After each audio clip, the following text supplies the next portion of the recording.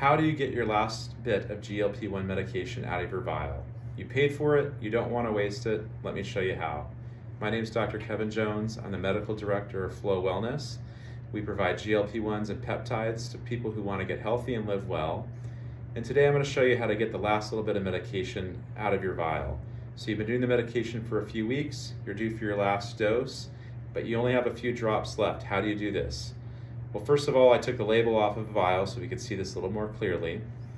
And I have our syringe, which we're going to use to take the medication out. Now, you probably know this already, but I like to hold the medication upside down. Of course, this is after I cleaned it with an alcohol swab. I'm going to go ahead and pull back on the syringe, and I'm going to push in. And I'm going to move over here where we can zoom in a little bit. I'm going to push the air in, and I'm going to start pulling back. And you'll notice that the clear liquid's filling up the syringe, but eventually I'm going to get a spot where I'm just getting air, and you're not going to see the syringe fill anymore. You might see some bubbles. You can shake those out by tapping on the syringe. Oh, looks like it's just air, but there's still a little bit of medication in here.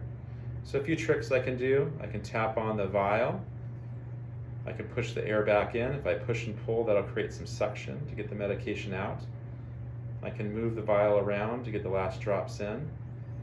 And the last trick is I can slowly, and do this carefully without poking yourself, pull back so the needle comes out slightly. This is how we get the last little bit of medication out. And then when it comes out, you can see I'm all done. You can see there's no medication left in the vial. You can see the syringe is mostly full. I'm going to push the last little bit of air out. And then I can go ahead and inject the medication. We don't recommend that you take the caps off these vials. It is unsterile and it can cause breakage. You can poke yourself with glass.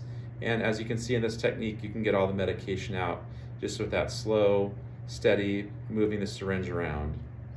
Thank you so much for joining us. We hope these tips help.